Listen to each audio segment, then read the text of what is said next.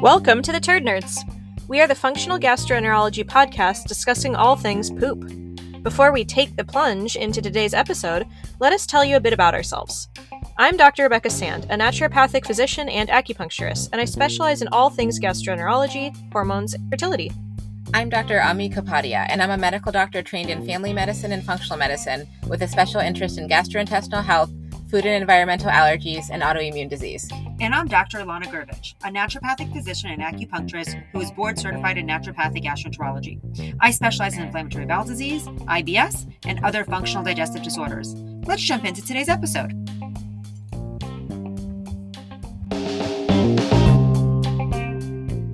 The following discussion is for educational purposes only and not intended to diagnose or treat any diseases or conditions.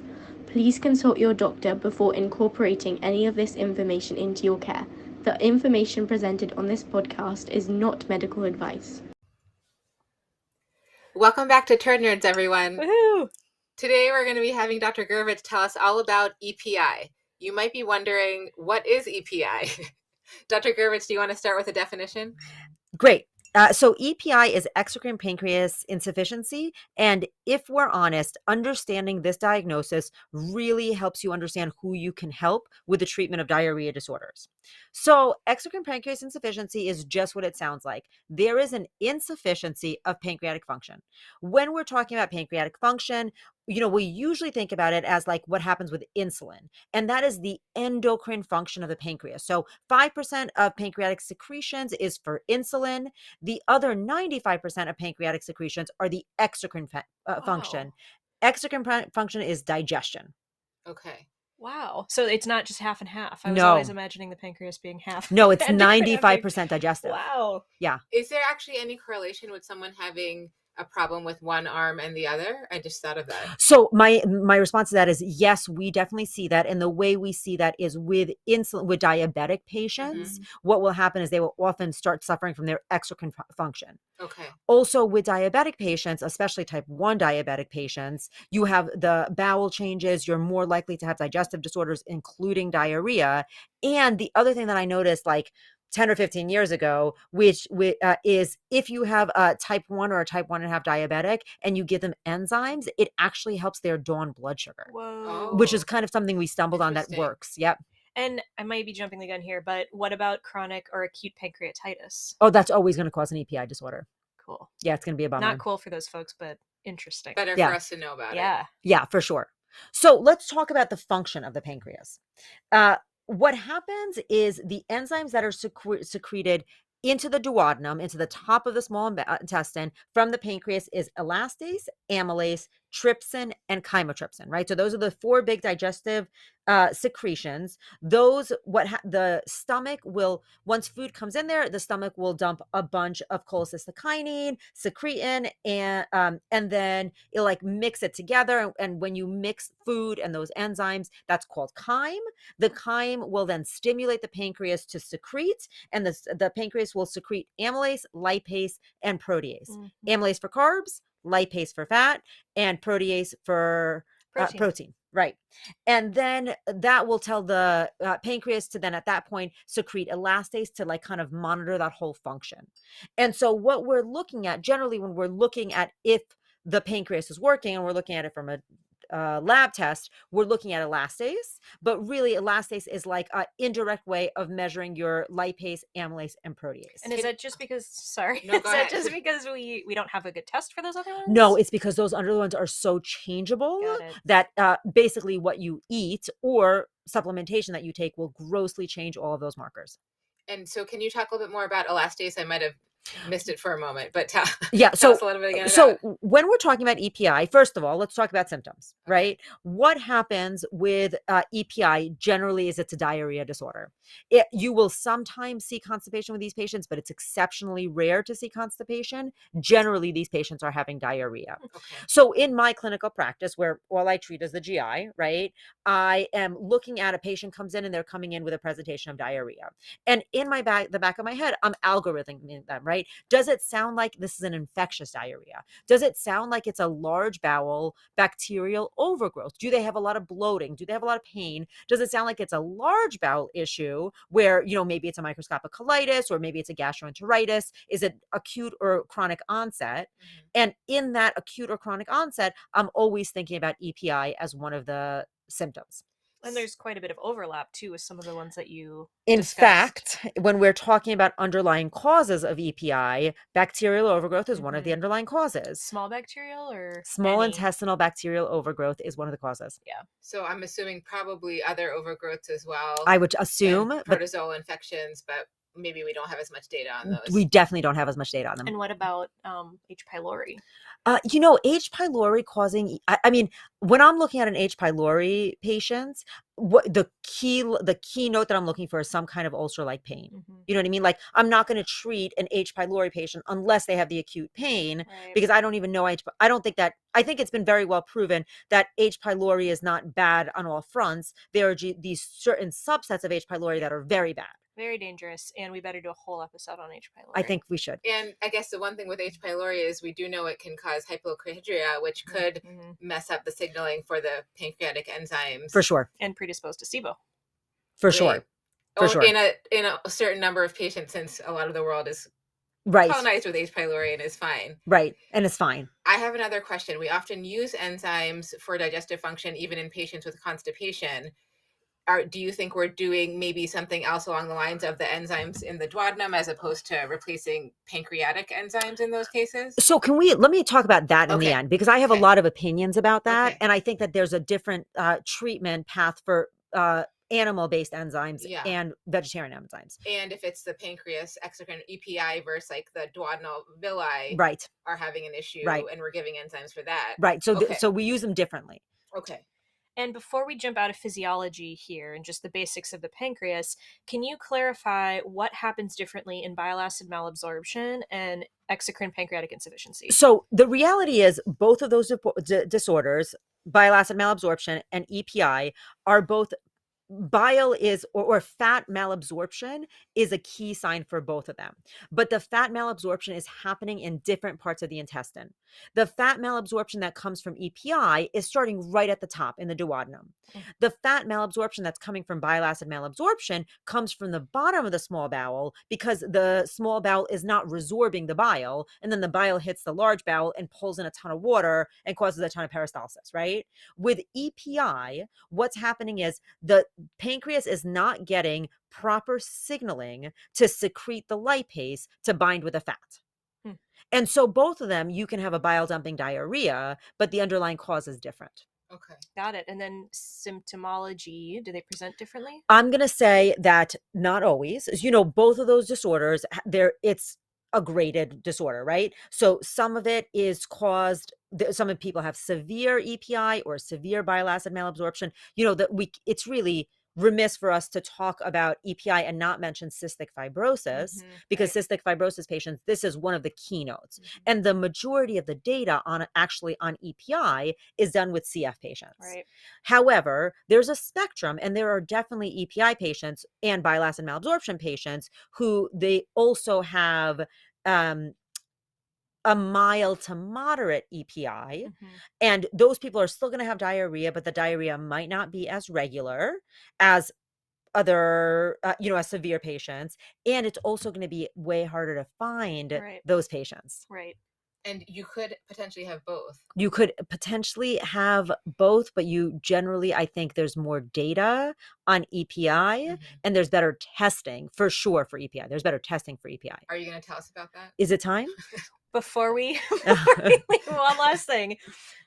Who, like, when a patient comes to you and with a symptom picture, what would make you think EPI over bile acid malabsorption? Is it small bowel involvement? No, honestly, that is such a hard question. Okay. I think that you're thinking about other digestive signs. Got it. And I think the reality is that It's generally easy to test for EPI, and it's really, really hard to test for bile acid malabsorption. Got it. And so there's a little bit of throwing spaghetti against the wall. Right. So test for what we can. It's kind of like when we were talking about CFIL to some degree. And if we can rule out obvious things that we have testing for. Yep. So basically, anyone with chronic diarrhea, we would think about it. So let's talk about the obvious, right? Okay. Cystic fibrosis, always. Chronic or acute pancreatitis, and pancreatic cancer patients. Also, any kind of change, like a small intestinal bacterial overgrowth, have a lot of EPI. Diabetes has a lot of EPI. Celiac, any malabsorption disorder can suffer from EPI, including celiac, inflammatory bowel disease, resections, either secondary to Crohn's disease or for obesity. Any kind of clogging of the pancreatic duct can cause a problem. As you age, you're more susceptible to develop EPI. And then, honestly, interestingly, dairy sensitivity. And that has a lot to do with the fact of fluid that gets pulled in to the bowel when you can't break down lactase. So is it folks with dairy sensitivity who are eating dairy? Yes. Okay. Yes. What about folks without a gallbladder? That would not affect EPI, but it definitely could cause bile acid malabsorption. Got it. And chronic pancreatitis, I've had some cases where, so I don't know likely as much as you about that. I've had a handful of patients. Is it anyone who's ever had like a longer bout of pancreatitis, or how are you define? I guess, how would we know with a new patient? They said, okay, I've had pancreatitis in the past. We check their amylase lipase. It's not always going to be elevated. That's a pretty good place to Okay. start, though, is Okay. checking the amylase lipase. Okay. Serum. The normal ones we would check for acute. I feel like I've had an occasional patient where it was confusing because they had a diagnosis of chronic pancreatitis. Their enzymes were normal, but they were still having severe malabsorption. But it sounds like typically in a chronic case, you'll see the elevated enzymes. Yeah. Okay. And you also might see the, an inflamed pancreas or even a shrunken pancreas after long amounts of chronic on imaging. Yeah. Okay. So you kind of just follow that track. Okay. I would love to hear about testing. Okay, great.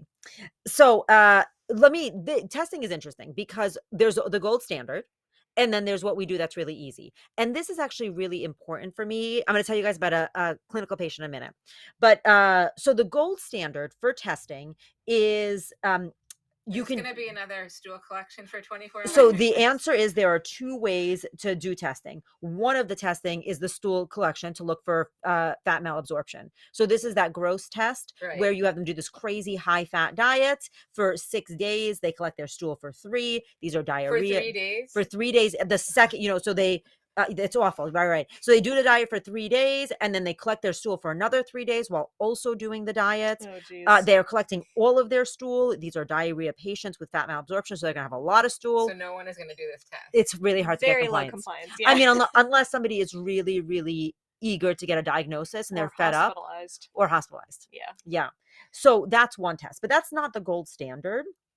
The gold standard is actually called a secretin Crawlin test. So basically, this test is an endoscopy, and under endoscopy, they do IV secretin. Secretin is what will stimulate the pancreatic enzymes. And what they do on this test is they have them under for 2 hours, and they collect a sample every 15 minutes, and they're measuring bicarb, amylase, trypsin, lipase, and elastase, right?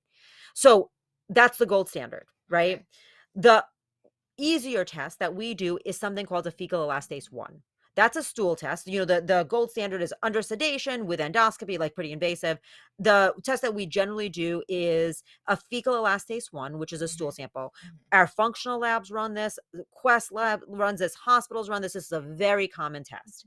It is also exceptionally well predicted. I think that for severe cases, it's 93% sensitive and 93% specific, right? Wow. So highly, highly predictive, except if it's a diarrhea sample. Oh. And that's tricky because if it's a diarrhea sample, most of these people are diarrhea, it is basically watering down the amount of elastase that you're collecting in the stool. Right. And so it will very commonly give you a false negative.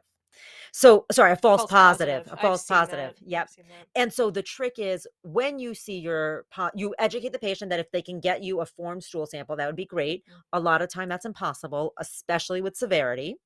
And if not, then you know there's a little bit of an asterisk on that finding. And what tools could you use to get a form stool? Could you use Imodium? You could use Imodium. That does not change it. It's a very stable sample. Cool. It's also very stable for multiple freeze rates. So if Yeah. you freeze it again and again over a 7-day period, it still maintains its stability. But let's go back to the secret and chlorine test. I'm totally butchering that. Sorry. Okay, so I had a patient who came in and she had a fecal elastase 1 of, I think, like 4. It was crazy. Uh-huh. And when we talked about symptoms of EPI, she was like, holy shit, I have every single one of those symptoms. And they were, to recap, They're diarrhea, they're bloating, they're fat malabsorption, there's steatorrhea within the greasy stool, stools. greasy stools. Yeah, everything. If she felt like she wasn't absorbing her nutrients, remember, whenever you have fat malabsorption, you also have fat soluble vitamin malabsorption. So her vitamin D was totally in the toilet. Her lipids were really low. We don't talk about the risks of having low lipids, but it's a risk. Yeah. You know, she's not getting any of her essential fish oils, vitamin D, vitamin K, like all of the fat solubles are not being absorbed. And so, you know, we sent her for a proper workup with a gastro, and the gastro ran this gold standard, but she injected secretin into the vein and collected within a minute or two, and they did one collection. Okay. And they said your pancreas is fine because you failed the gold standard. And so it's really important to remember the gold standard is not one bout. It's looking every 15 minutes for 2 hours. And so have you had any patients actually get that done? No, because the reality of a test like that is it's generally done in the lab. That's what it comes down to, is it's done in the lab. Right. And so basically they were like, you don't have a frank pancreatic insufficiency. And I was like, I call BS on that diagnosis. That test was not done correctly. Yeah. So you called them up and let them know what you thought. I mean, no. But I said, I'm going to continue to treat you like an EPI patient. Right. So you wouldn't consider trying to solidify stool and retest the stool elastase? I think it's a damn good idea. Of course, that could also shift the results because now it's holding more elastase in there for longer. But as long as they're not constipated, it shouldn't be that much of a variety. If stool consistency is such a predictor of specificity of this test, how? Because these patients kind of by definition have loose stool. I mean, but you know what's interesting about these patients is they don't always have every single one of their stools loose. Yeah. Like there is a gradient so maybe with these just patients. have an order standing. Yep. And when you get that solid stool, bring it in. And you know what I often talk to patients about is, can you tell? Like, you know, Yeah. when you get your urge, can you tell? And Yeah. most of them are like, oh, I can tell. Yeah. Oh, I can tell I got to hurry. Or I can tell I got some time. Yeah. And so that's one of the ways we work around it. The other way we work around it is just by supplementation. Right. So should we talk about that? So you were going to talk a little bit more about elastase, just to explain a little bit more about like why we're checking that marker, what it is, it just another enzyme in comparison to lipase, amylase, etc. If you can talk a little bit more about that. Okay, so basically elastase, one of the benefits of elastase is it doesn't cause any cross reactivity, right? So supplementing either pharmaceutically or or with a supplement with amylase, lipase, or protease actually does not cause any change in that elastase marker. Wow. Okay. Right. So basically why that's important is they do not need to discontinue their enzymatic supplementation when testing for an elastase. And you know, one of the lectures that I gave was looking at a bunch of stool markers for functional GI labs that we use just to see if there's any validity. And when I looked at that, the fecal elastase 1 has like a ton of validity, right? But markers like alpha chymotrypsin and chymotrypsin has no validity, but it also has huge instability where that sample will change between like every day or every 4 hours. So what makes elastase so special is it's stable. It's very well validated to the gold standard, which is impossible to do. And it does not it's not affected by diet or by supplementation. So you don't need patients to discontinue anything? No. Okay. And any enzyme. Is there any role in serum testing? I don't even know if there's a serum test that exists. But so my answer is no. Okay. Like we're looking for stool. Serum lipase, amylase. Oh, that's different. Those are different markers. So my answer is no, not for this particular, not for EPI. Okay. And elastase is just a different enzyme secreted by the pancreas, but not specifically breaking down any of those macronutrients that we talked about. Correct. Okay. Correct. All right. Should we move on? Let's move on. Ready. Okay. I feel ready. Okay. So now let's move on to treatment, right? And when we're talking about treatment, we're talking about pharmaceuticals. We're also talking about natural Yeah. supplements. And many times we're talking about both at the same time. So when we're talking about pharmaceuticals, the generic is called pancreolipase. That drug is measured based on units of lipase. And so every single drug that you see so basically when we're looking at any pancreolipase product, we'll see like 36,000, 112,000, 50, like, so, Yeah. the first number on there is always going to be the lipase. But it does contain amylase and protease as well. But it does contain amylase and protease as well. And I think it goes lipase, amylase, protease. But I need to double check. I'm not sure. And it's from an animal. It's all animal. I think it's generally pig based. Yeah. Mm-hmm. And what we really are thinking about, the biggest concern about EPI really comes down to the fact that you can't absorb your fat soluble vitamins. When you can't absorb your fat soluble vitamins, you deal with bone deterioration. You deal with, deterioration of your nervous system and your brain, both which are 70% fat. I have to imagine it affects hormones too, because hormones are synthesized out of cholesterol. Absolutely. Yeah. Exactly. That's important. So that's why we're always going to prioritize the absorption of fat. So when you're looking at these pancreolipase drugs, the first thing you're going to see is amount of units of lipase. Those drugs will start at somewhere right around 6 units, and at the moment cap out at about 40,000 units.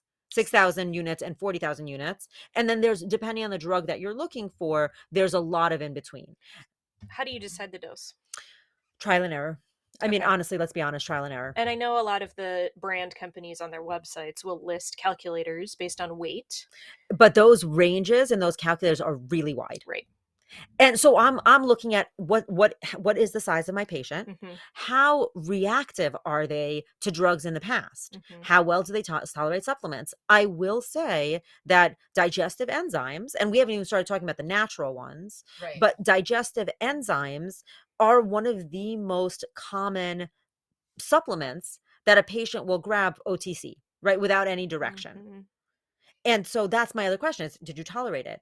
The other thing you're always worrying about with drugs is, pharmaceuticals are going to have a ton of fillers. Mm-hmm. They've got phthalates, if they encapsulate it, coloring, everything like that.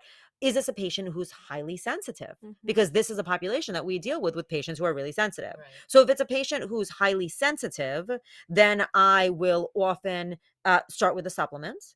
And if it's a patient who is not sensitive, and the thing about drugs is it's monopoly money, right? So sometimes insurance covers it and they have to pay no copay. And other times insurance doesn't cover it and it's $1,200,000 a month. Right. You know what I mean? Like that might be a little bit hyperbolic, but not sometimes. And so, I'm always factoring cost in. I'm always factoring how sensitive they are. Mm-hmm. And then I'm always trying to find out, have you taken enzymes in the past? Which ones? Mm-hmm. Because we haven't even started talking about the vegetarian ones, and there's a lot of diversity there. What about symptom severity? Does that play a role in dosing for you? Definitely maybe. Mm-hmm. But what we know about symptom severity is it's sometimes more the reporter than the severity. Like if somebody is like stoic, they're going to say, no big deal. And you start asking them and they're having run to the bathroom 10 times a day. or 100 times a day. Yeah. But someone who's having like liquid stool many times a day versus someone who has occasionally formed stool, but these bouts of softer stool. So I generally, I'm not sure it will predict my dosing. Got it. I think what predicts my dosing more is I start at a dose and then I move up or down, depending, because also pancreolipase has side effects. Okay, so I have 2 questions. One, it does have a scary side effect listed on the bottle, something about sclerosing. I don't remember exactly. It anything looked unpleasant to me. sclerosing. So I would like to know a little bit more about that, and I would like to know some information on your thoughts of when in conjunction with your meal, because I've heard so many different things on That's that. really important. And I worry about, I've had patients that come in with a prescription that they tell me they've taken it before they start eating, which sounds scary to me. So I would love to know about those couple things. Okay. So we're still on drug because I'm done with the drug. Okay. Yeah. So let's just give a quick, severe reactions to most pancreolipase, a hypersensitivity to the drug, which is, a reaction for anybody. fibrosing Fibrosing. colonopathy. Not sclerosing. Fibrosing Colonopathy. colonopathy, Yikes. intestinal obstruction, Yeah. or viral transmission risk. Okay. And Which is the obstruction just because it solidifies stool for the first time I think for that it might. person? Okay. And they probably have something else going on. Mm-hmm. However, The fibrosing. The intestinal obstruction. Okay. I want to know more about the fibrosing when you get to it. However, common reactions are gas, bloating, abdominal pain is the one that I see the most commonly. And generally that actually is a predictor of if they're taking too high of a dose. Got it. Okay. And so, itching, vomiting, like all the usual stuff, low blood sugar, because high blood sugar, low blood sugar. Sometimes it can help you form stones because you're absorbing your fat so effectively. Okay. Gas, constipation, diarrhea, like just all of the usual ones. Right. So someone with a history or current stones. I've interestingly never seen that side effect. Yeah. It's stated, but I've never seen Would it. we be cautious in those folks? I mean, we might want to think about starting lower dose for sure. Right. Yeah. And do you know anything about the incidence of the fibrosing I one? Is the one don't. that concerned me. I've never seen it. Getting back to that, knowing And I my risk wonder, aversion. is that in certain populations rather than the general I population? wish I had a good answer for you. Okay. Because folks, I mean, if they have fibrotic disorders, Yeah. And also remember, most of these studies were done on cystic Right, that's fibrosis exactly patients. So maybe There's a higher likelihood. okay. So dosing, when do you take it? So any animal pH, any animal-based enzyme has a very narrow pH window. So basically it is active between pH of 6 to 8 in the stomach. And, depending on what drug you take and when you look at their marketing, they're going to tell you, oh, we pH balance it to not go off to the duodenum, blah, blah, blah. However, it is important that you take the animal-based ones in the beginning of the meal. In the beginning, not before you start eating. Like right as you start eating or like Okay. right after you take a couple bites. Okay. That is when it is going to be most active. That is not true for the vegetarian-based enzymes. So while the animal-based enzymes have this efficacy somewhere between pH of 6 and 9, the vegetarian enzymes, which are generally fungally based, they're mainly grown in Aspergillus, has a pH window of 2 to 12. So while the animal-based enzymes, the pancreolipase-based enzymes, are very, very effective at decreasing or breaking down your macros, the vegetarian enzymes are effective at breaking down macros. And depending on how you look at quantity in there, they have like a fair amount of enzyme activity in there, but they're also good at supporting the brush border of the small intestine. And so they also clean up the digestive system. And so they have more of an effect that way. So you don't think the animal-based ones are as good at the brush border I don't. replacement? And why do you think that is? Because I think their pH window is so narrow around digestion. So do you think that the animal-based enzymes, the idea is they're entering the same time as the food almost, and they're working in the beginning of the small intestine? Correct. Okay. And then, so all of those products on the market that are supplements of enzymes, they contain the amylase, lipase, and protease, but then they contain all of those other things, including HCl and probiotics and all these subdivisions of enzymes. Alpha galactidase and all those. So they generally contain lipase, protease, and amylase, but there's so many products on the market. I don't want to say always. And the interesting thing is the standardization. Like that's what drugs do better is they're good at standardizing. Right. So like there's 2 products that are basically pancreolipase. Right. Lower dose. No, exactly the same dose as pancreolipase. Not the highest dose, but a middle dose. And that's all they have is amylase, lipase, and protease. And then there are like 100 products that have some protease, lipase, and amylase in there, but also a lot of different vegetarian enzymes. And those vegetarian enzymes are digesting different things. Right. So how do you time that? So it depends on what you're doing. If you're doing it to support digestion, you time it in the beginning of a meal, right? Like you want to get it in there as soon as you can. If you're doing it to clean up the brush border, then actually stretching it out might work better. And is there a role for the brush border for EPI folks? I mean, definitely maybe for some people. Okay. But first, we probably want to start with just helping them digest their food and get those nutrients absorbed. Exactly. And do you want to talk a little about the pH of the stomach versus parts of the small intestine in relation to when the animal-based So products are working all with of the this is plant-based? based on pH of the stomach. Okay. So stomach is 6 to 8 Okay. for the animal and 2 to 12 for the vegetarian. All of that is based on the pH of the stomach. Okay, but the plant-based ones tend to work better in the small intestine because they have Not better, different. different. They're not as much. They're playing a part in digestion. And the thing that the vegetarian ones do better is that they help with digestion of certain fibers in different vegetarian-based foods. Okay. Right? Like, you know, protease, lipase, and amylase are like your big macros, but you're not looking at all of the other parts of the vegetarian. And Okay. who doesn't have a patient who can't absorb certain fibers? So the way they're acting has more to do with those ingredients than it does has to do with the pH that they work in. Exactly. Okay. And then last question, how long do you expect before people will feel better? That's a great question. So in my experience, I feel like with EPI, I can keep people on there somewhere between 3 months to a year, and I can get most people off of their enzymes at the year mark. Just by tapering? Just by discontinuing. Awesome. 70%, 30% I can't get them off, and they're on ... Got it. And that's a thing too. Got it. Do we want to do a quick recap? Yeah, I do. Go ahead, Dr. San. Obvious, but I just completely forgot that fat soluble vitamins are something we need to be watching out for. Yeah, so we'll talk more about that. Yep. I thought you were doing a recap. Well, that was my takeaway. Do you have Gotcha. I have many more questions, and that we should always think about this with any chronic diarrhea patient and not forget about all the downstream effects if they're not absorbing fats. And I also didn't know you can often get people off of the enzymes, which I have more questions about. Okay, And great. look for underlying cause. Thanks. All right. End of part 1. Thanks for joining us today. Stay tuned. We release episodes every 2 weeks.